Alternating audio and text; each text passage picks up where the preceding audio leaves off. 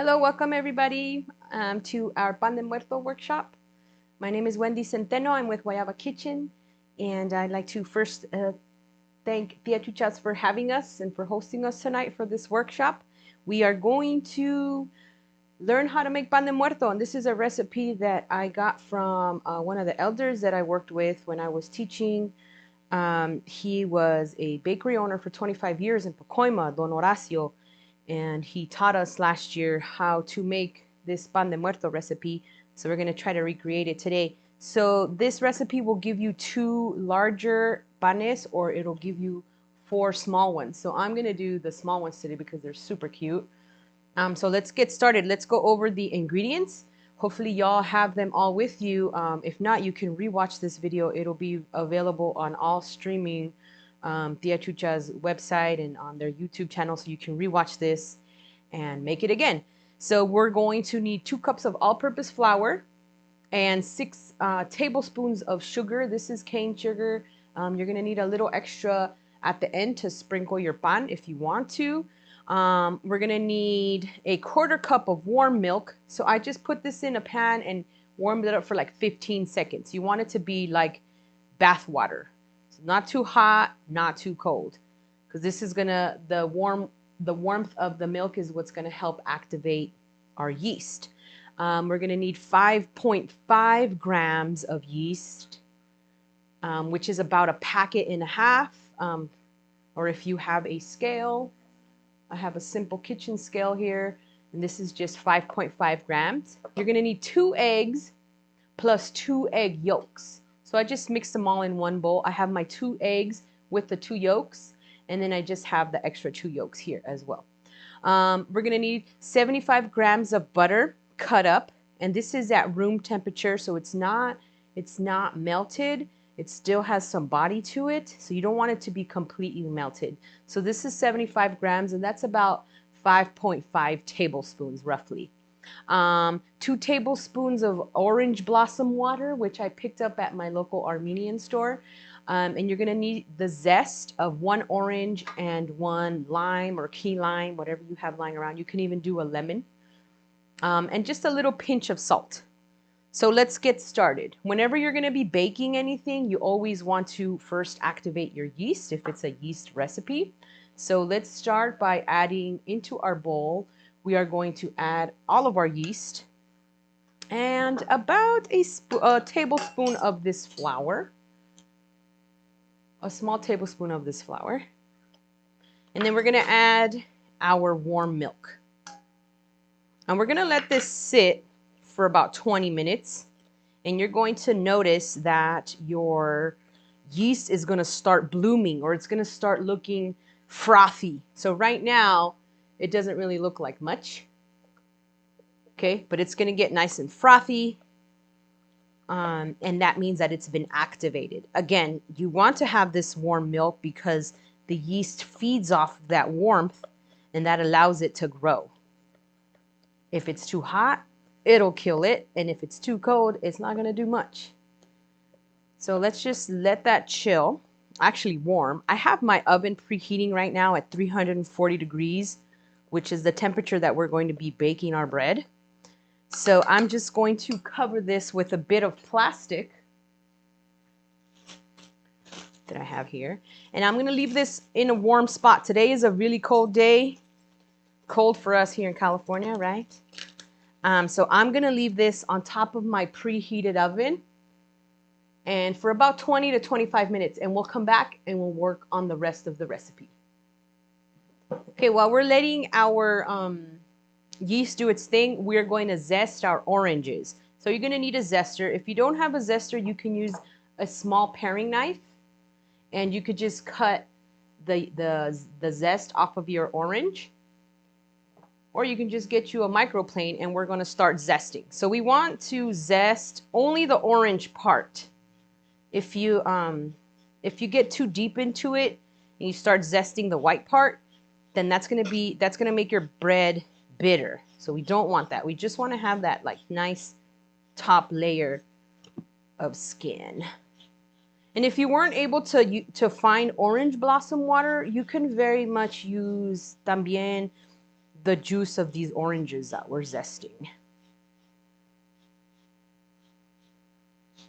But if you do find orange blossom water, then there's a lot of other cool stuff that you can do with it. You can make like sprays for your face and whatnot. And it just has a really subtle orange flavor. Okay, so you see I got most of that orange skin off, which is like the shiny top part. I make sure that I washed my orange really well.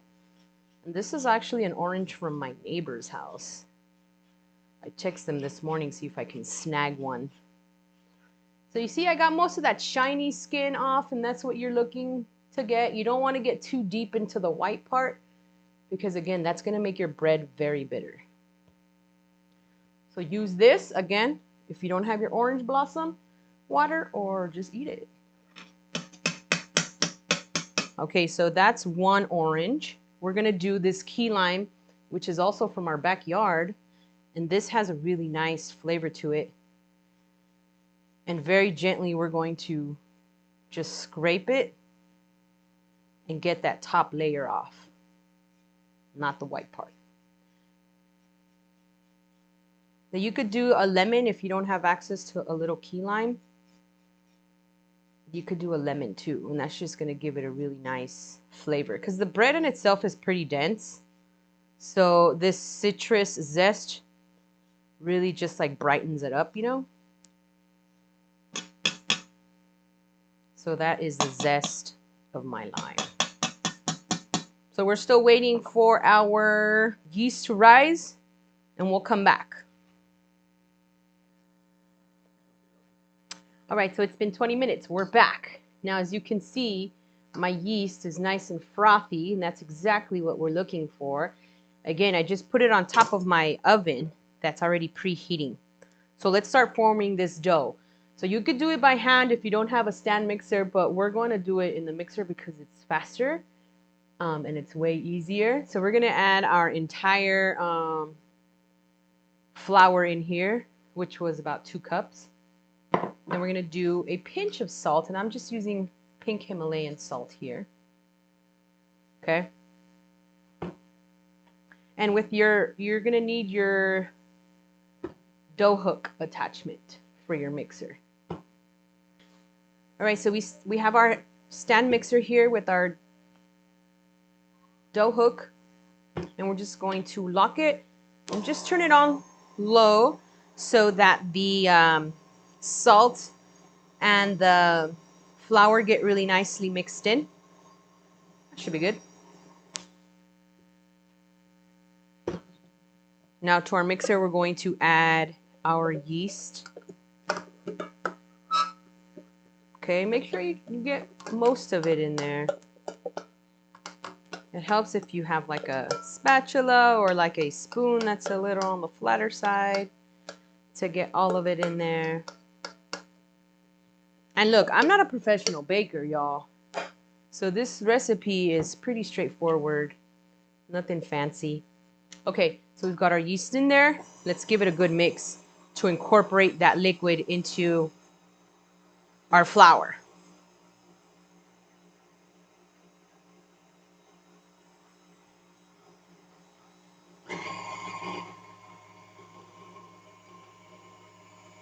So now I'm going to be adding 1 egg at a time.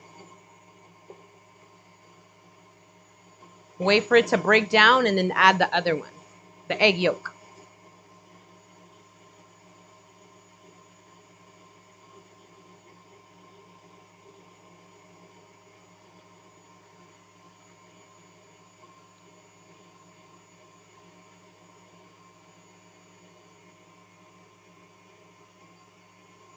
And now I'm going to add the whole thing with all of the yolks and the whites.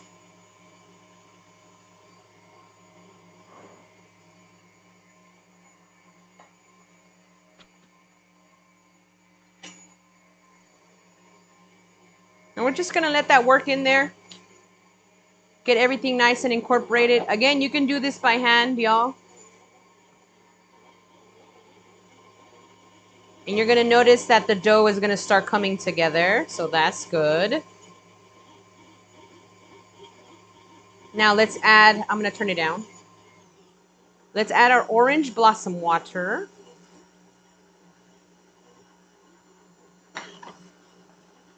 And let's also add our zest from our orange and our lime. And we just really want to work this dough really well. I haven't added the sugar just yet. So I'm going to turn it off. It's looking pretty good. But I want to make sure that we're scraping the sides and that we're really getting that flour that's at the bottom. It smells so good. That orange zest in here is perfect.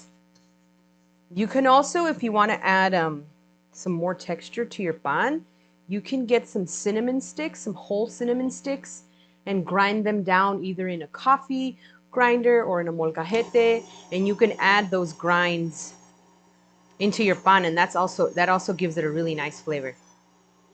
Okay, last but not least, we're gonna add our sugar.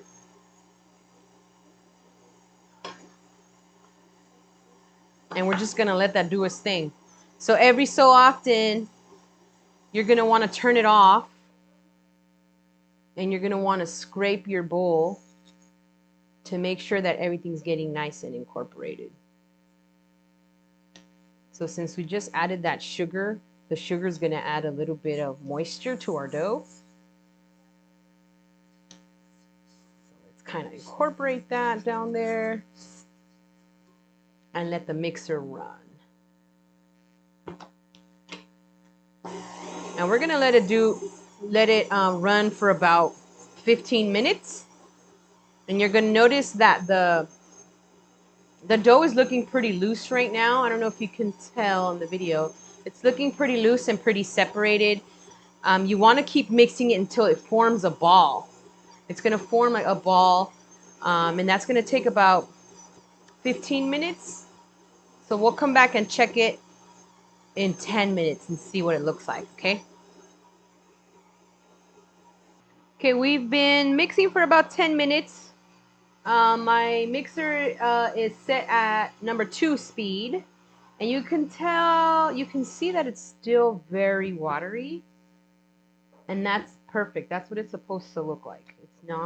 It's not going to be, let me try to flip this over. It's not going to be completely stiff just yet. It's looking nice. So now what we're going to do is we're going to keep mixing it for about another 20 minutes because we are looking for our dough to come away from our bowl.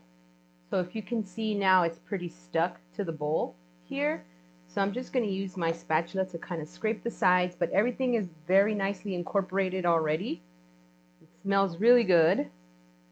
It's a cold day today here in the valley, so this is going to take a little longer to come to the consistency that it needs to be, but it's okay.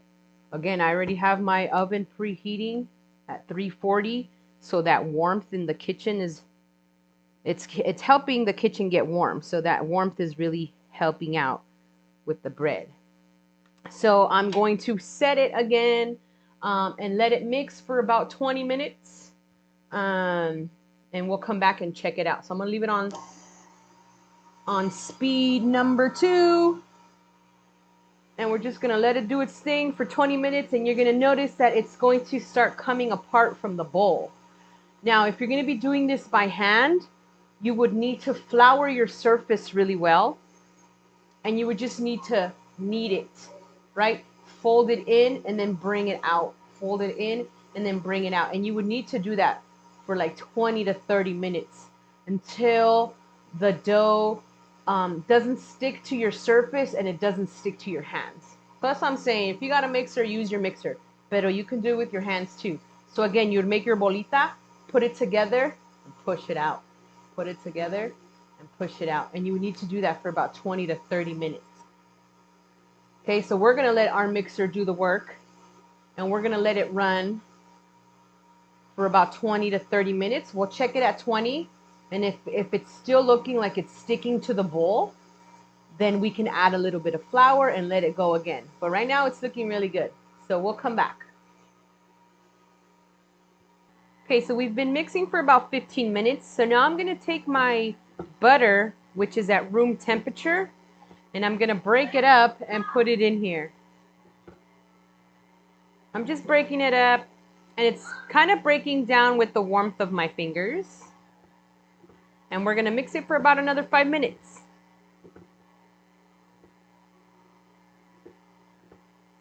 So it's at speed 2 right now. I'm going to bring it up to 4.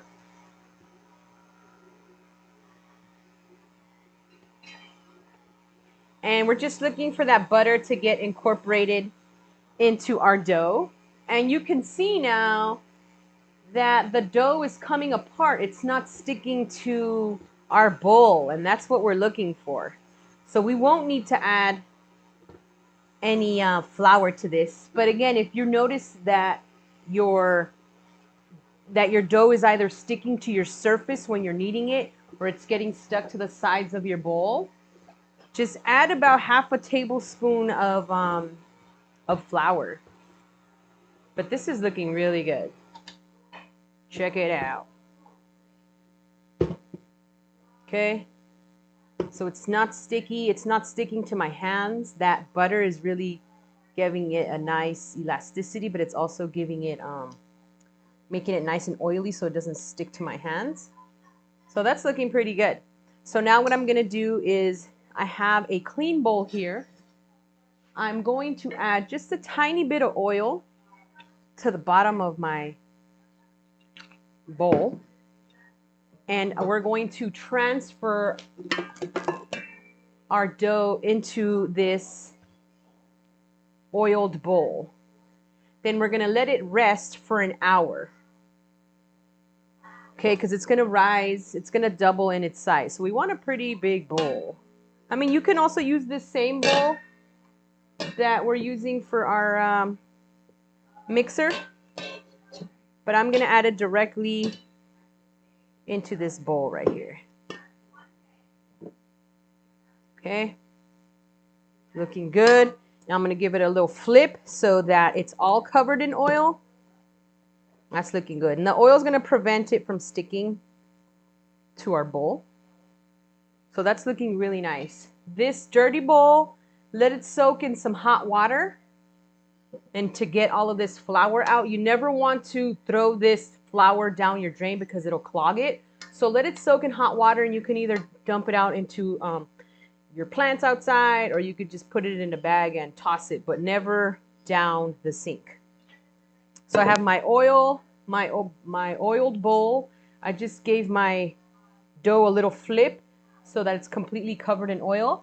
I'm going to cover it with this plastic and put it over my stove that's already preheating, and I'm going to let this rise. So we're going to come back in about an hour and check on it. So we let our dough rise for about an hour and a half. It's a cool day today. So, remember to close your windows and just try to keep it warm in your kitchen. So I'm going to put a little bit of flour on it, and I'm just going to punch out, not punch, I'm going to roll out some of that air.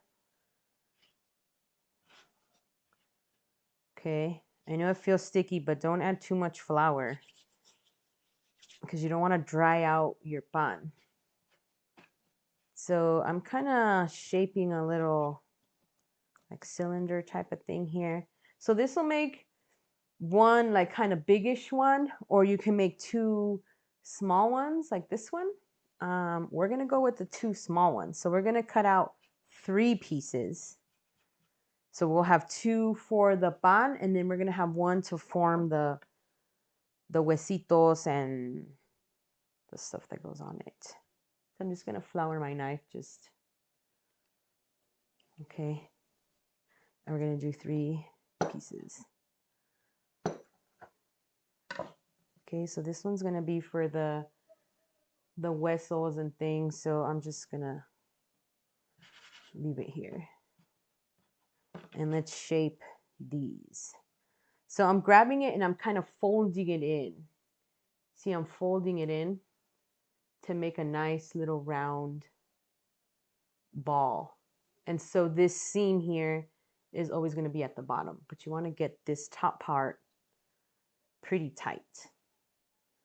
So once you do that, you can kind of just pinch the bottom and bring it down.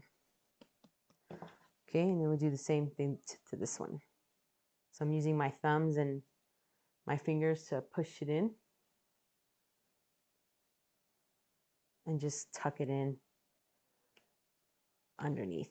So this will make two little cute small ones. I have a baking sheet here lined with parchment paper, and I just put a tiny bit of oil. And I'm gonna, I'm gonna let these sit on this baking sheet, and I'm just gonna loosely cover them with some plastic and let them relax on top of my warmed oven. I want these to double in size.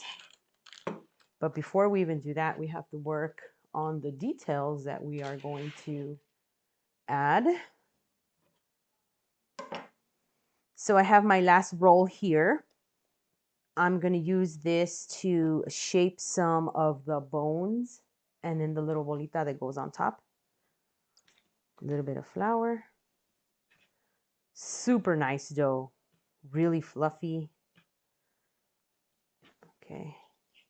So each pan is going to have 2 bones.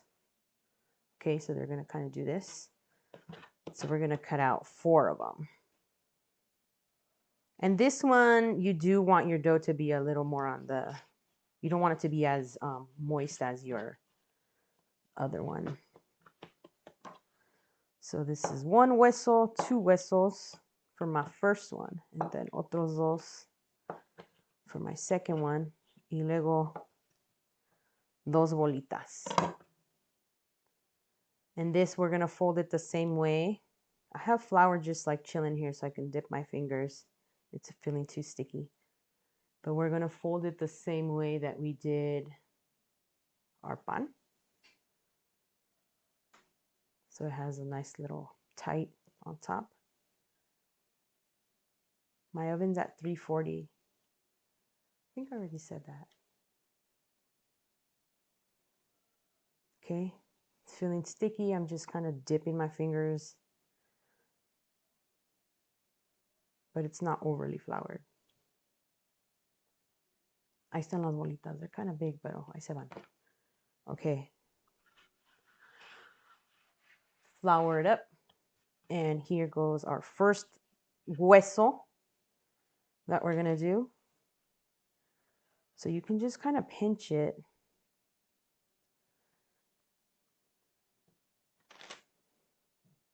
And you want to try to get these little bolitas on here. See? Kind of like a chorizo, if you will. Okay. And that's going to go on our first pan. And then we're going to do another one across. Grab some of this flour.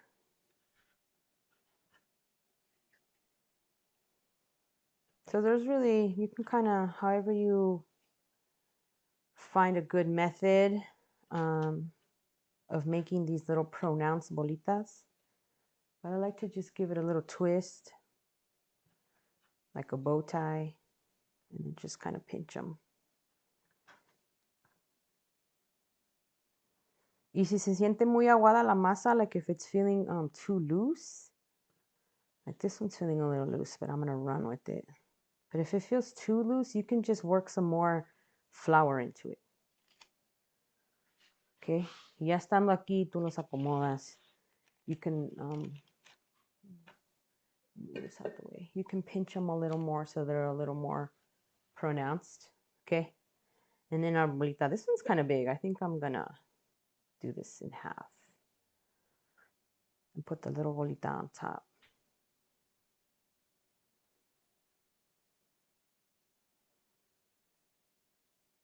A little bit of flour because it's feeling too sticky. You can see the like little bits of orange zest in there and the lime zest. Mira que cute. All right, so let's do the other one. And again, we're gonna let these rest. I'm gonna say about 30 minutes. We'll check them in 30, see how they look. But they're just gonna double in size. They're gonna fluff up just a tiny bit more.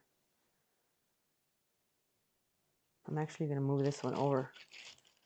So I don't want it to grow into the other one. That's good. Pat it down a little bit.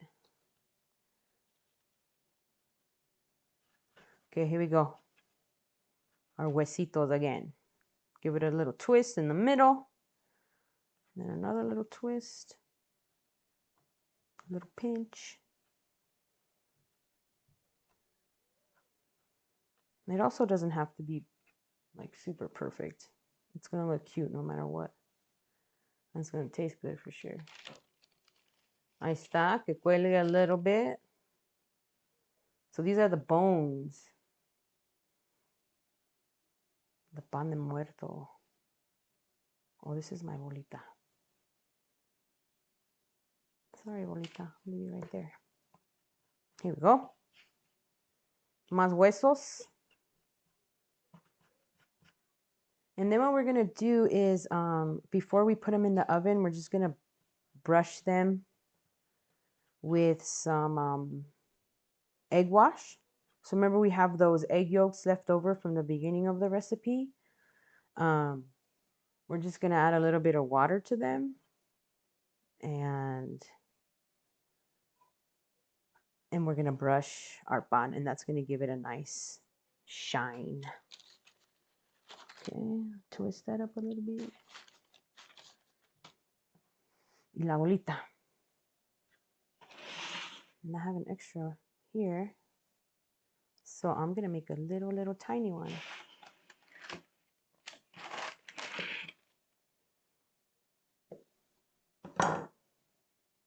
Little tiny one. So I'm going to cover these con plástico.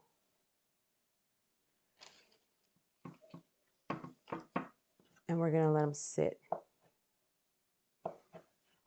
30 minutes max. And then we'll bake them off. So I have this little piece. I'm just going to make a tiny little pan. So we won't waste any.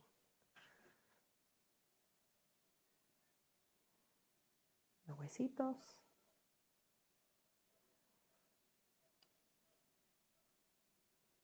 Yeah, the dough is really soft, so I'm just going to pinch it here.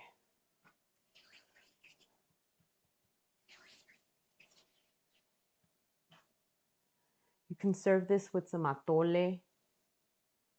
That'd be nice, or some hot chocolate. And what I like about this recipe is that the bread itself is it's not too sweet.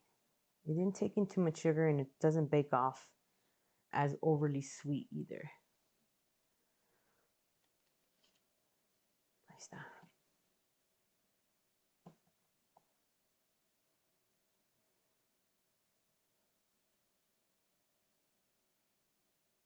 Hehe, cute. Okay, so that's what they're looking like right now. Let's cover them.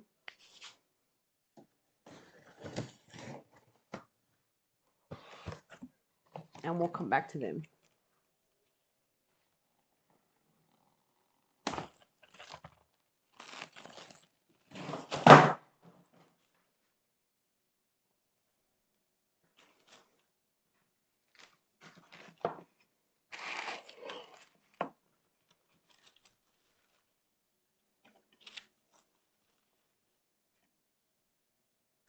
All right, I'm going to loosely cover these with plastic. I don't want the plastic to touch too much because then it could get stuck. And I'm going to let them sit on top of my oven that is preheated at 340. I'm going to let them chill out for like 30 minutes. All right, so here we are. 30 minutes later, they have risen. They're looking nice and plump. Mira nomás. So at this point, you could put them in the oven. But we're going to give them a little bit of shine. So with that egg white that we have left over, we're going to use 1 egg white and a couple of tablespoons of water. And we are going to brush the top of our panes. And I realize probably most of us won't have a pastry brush at home, so we're just going to do it with our fingers. So our clean fingers, of course. And we're just going to kind of give it a little pat. And this is going to give it a nice shiny crust. You can also do this if you don't want to do it with egg. You can do a sugar wash. So just with a little bit of sugar and some water. And do the same thing. And that'll also give it its nice little shine. But I figured since we have those egg whites, let's use them. And we didn't add anything else other than water to these egg whites. So you can technically use them tomorrow for your omelet. Omelets, when you scramble them with a little bit of water, those eggs, they're always really nice. So add that other yolk to this right here and eat it tomorrow for breakfast. And let's do our little tiny one. All right, my oven's preheated at 340. These are going to go in there depending on your oven. You know, every oven is different. 25 to 30 minutes. We're going to check it at 25 to see what they're looking like. They're really small, so they should bake up pretty quick. So we'll check them in 20 to 25 minutes and see how they're looking. And if they need more time, we'll give them about 5 more minutes. Okay? So this is, after we take them out, then we're able to put like more sugar on them or whatever, what have you. I'm not going to add seeds because I got some with seeds already. But if you want to add seeds, you would add them now. Okay, into the oven we go. See you in a little bit. All right, here we are. We baked these for 25 minutes. Look how nice it is. And they're like super spongy. Beautiful. So here I have just some cane sugar and I have some sprinkles. I'm going to use some of this orange sugar in here and mix it in because I want to have like an orangey finish to my pan. So I'm just going to put a little bit of this on it. And it's still really warm. And that's going to help all this stick. But this is optional. You don't have to put this like added topping on top. But just the color looks really nice. Check it out. Look how nice and soft that is. Okay, let's cut into it to see what it looks like. So 2 of these medium ones came out. So I want to leave one with sugar and then I'll leave the other one just plain. Okay, so here we go. Look how nice that looks. There's a nice little crust to it and look how fluffy. Look how fluffy that is. All right, let's cut this up. I'm going to take off this little bolita on top just to make it easier to cut. That's beautiful. All right, so I've got a serrated knife. And I'm going to cut down the middle. Oh my gosh, look at that. Look how nice that is. Look how fluffy it is. It smells like orange. You can see the bits of like orange zest inside. That's beautiful. I mean, ideally you would want this to sit a little longer, but I couldn't wait. Look at that. Super moist. You know, we didn't add too much flour when we felt that our dough was too wet. We still kind of just worked it out. So the longer you work it, don't add too much flour even if it's looking too wet, because that's going to give you a really nice fluffy pan. Look at that. I hope you enjoyed this recipe.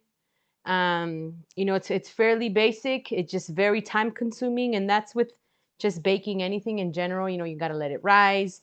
And when you have a cool day like today, it's going to take even longer. So just be patient with it, mess around with it, and let me know what you think. If you want to make any like substitutions, or you're not sure where to find a certain ingredient, hit me up on Instagram at Guayaba Kitchen, and I can give you suggestions on where to purchase some of the stuff that I have. So I hope you enjoyed this recipe and that you make this. And again, thanks to Tia Chuchas for having us today, and enjoy the rest of your evening. Gracias.